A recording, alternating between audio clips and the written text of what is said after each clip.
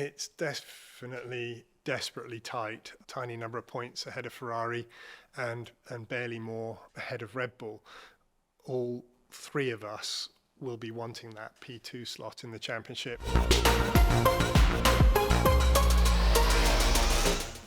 Hi everyone, I'm Olivia, and this week I'm joined by James answering all your questions from the eventful Azerbaijan Grand Prix on this week's Akkodis Debrief. James, pretty good weekend, I'd say so. Well, it was very welcome to be back on the podium, and even more welcome to have both cars scoring good points.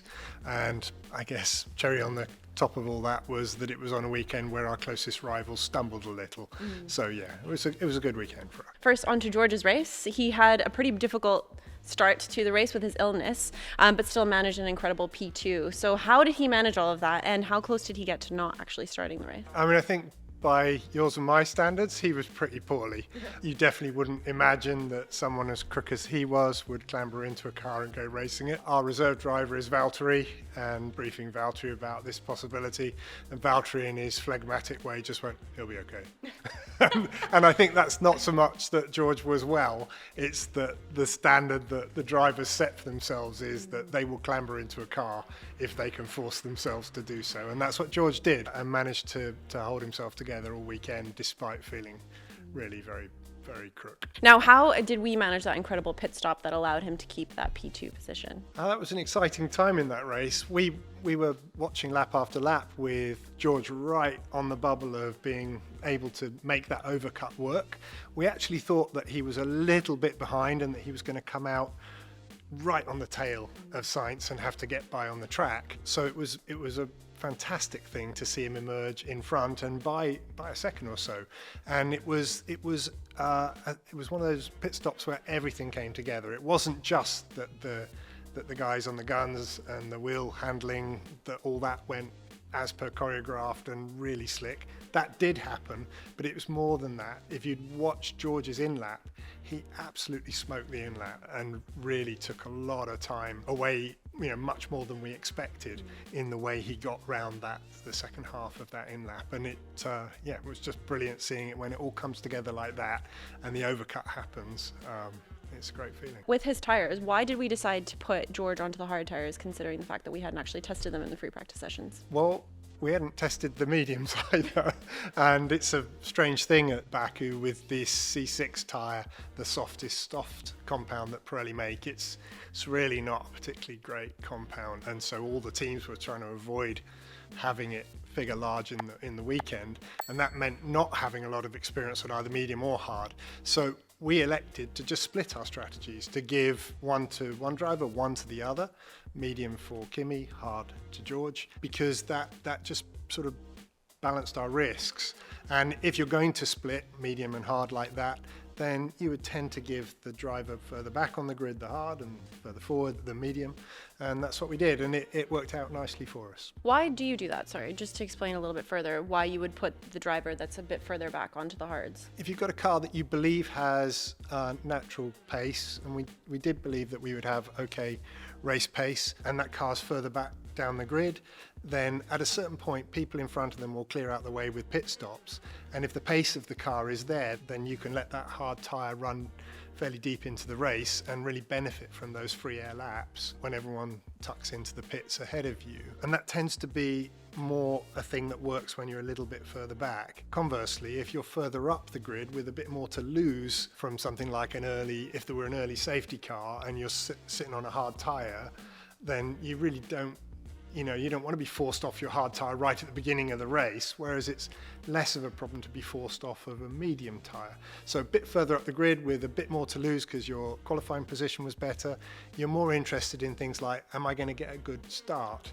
with the softer, grippier tyre? So it just shifts the judgment slightly. Now, George and Kimi were very close to one another on the grid, so this was not so much, well, he was back there and so it was one thing and he was up at the front and it was another. They were right near to one another, and it was more just, if we have one on each, then the race could go in lots of different ways with safety cars, and we are covering more options by being in that way. And on to Kimi, he looked a lot more consistent this weekend. Is there anything that's changed in his approach compared to more recent races? I think the approach from all of us really just to make consistent sessions the order of the day, understanding with Kimi, and that focus and attention on those free practice sessions is crucial for arriving in qualifying in good shape, which is crucial for making the race work out for you, and that any slip-ups in free practice are much more costly than they appear, so the concentration on that needs to be collectively high from all of us, and Kimi certainly played a champion part in making sure that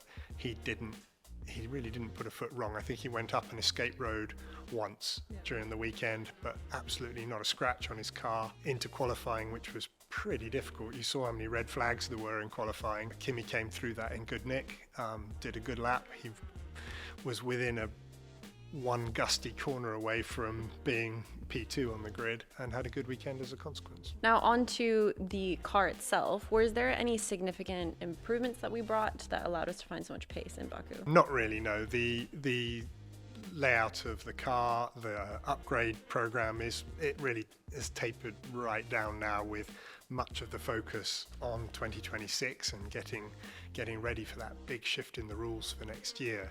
And that's true up and down the grid. So when you see shifts in form like this, it's really a function of two things. One, a team having a good weekend, and in this case us having a good weekend, is because we did all our preparation absolutely spot on. We had an untroubled time in free practice, and everything was just running smoothly for us throughout the weekend. And so what goodness is in the car, we were able to bring it all to the fore.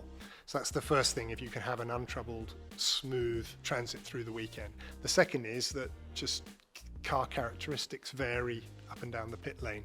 The Red Bull seems to like low downforce tracks and was flying. They've been relatively kind to us as well. You remember Montreal, we were pretty decent there, and we're okay here in Baku. And so there were things about the track that suited the characteristic of our car, which may not be true when we go to Singapore next week or in the next race. So yeah, it was a good weekend.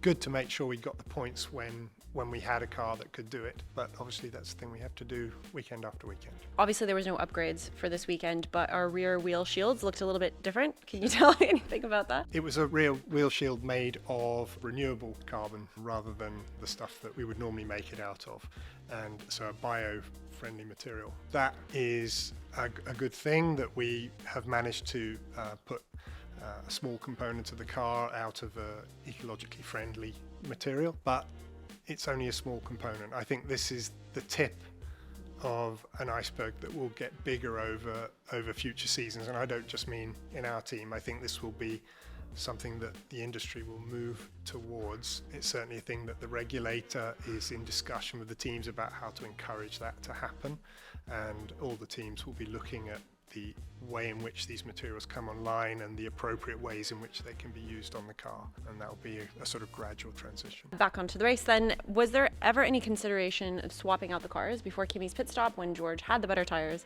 and looked to be the quicker driver? Not really. No, we're not shy about those swaps. They can be done in a way that doesn't disadvantage either driver when the drivers are clearly on different strategies. If you just allow the cars to quickly go by one another when one's on new tyres and the other on older tyres, that can happen without any harm to either cars. But in this particular instance, it really didn't need to. We knew that Kimi ahead on the medium tyre was coming to the end of his stint, and with tyres that, because they're medium and not hard, were just degrading slightly, so his pace was starting to tail away. George behind was really picking up his pace and was coming up behind Kimi, but we could see that they would eventually intercept, but we knew that by the time they did, Kimi would have gone in the pits naturally as part of his strategy.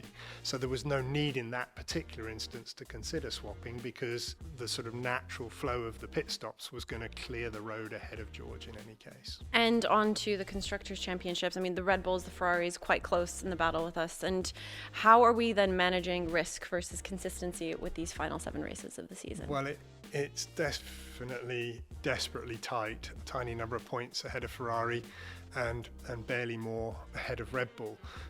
All 3 of us will be wanting that P2 slot in the championship. Red Bull have really been on a roll recently, with Max showing extraordinary form in that car, and Ferrari too are strong competitors. our focus will be on making sure that we get both our cars up there strongly in the points at every weekend, and that is largely, we're masters of our own destiny there, because that is how well we prepare for the weekends, how well we then execute that plan and give the drivers a stable platform that they've had plenty of laps in on the Friday, so that when it comes to getting the job done on the Saturday and Sunday, they feel confident to do so. While we are expecting this to be horribly tight all the way to the end of the season, it's absolutely there for us if we work well. And finally, we did touch on Singapore slightly. The colder weather in Baku helped us out this weekend. I think Singapore is a little bit hotter, isn't it? So how do you expect the W16 to perform? You're right to point out the temperature difference, but it really isn't sort of just as one-dimensional as cold equals good, hot equals bad. We've been strong in hot races. We've had some difficult times in cold races. The more interesting difference between Baku and Singapore is Baku has lots of corners where you get the braking done more or less in a straight line, and by the time you pitch into the corner, because the corner is quite slow and it's sharp and 90 degrees-ish, you're not so much braking and turning in together, you're sort of braking first then turning in. Singapore has more of the type of corner where you are highish speed, braking and turning in together, and that has been the thing that has been relatively harder for us, because our car is less stable than we would wish it to be in that combined braking and turning situation. So if you take that, add it to the fact that it's a warmer sort of place, those will be the things that we've been needing to guard against, trying to get that stability into the car in that opening phase of the corner, so that the drivers feel confident to pitch it in on a tight, intimidating circuit where the walls will clobber you in the blink of an eye. That will be where a good weekend comes from, if we can do that.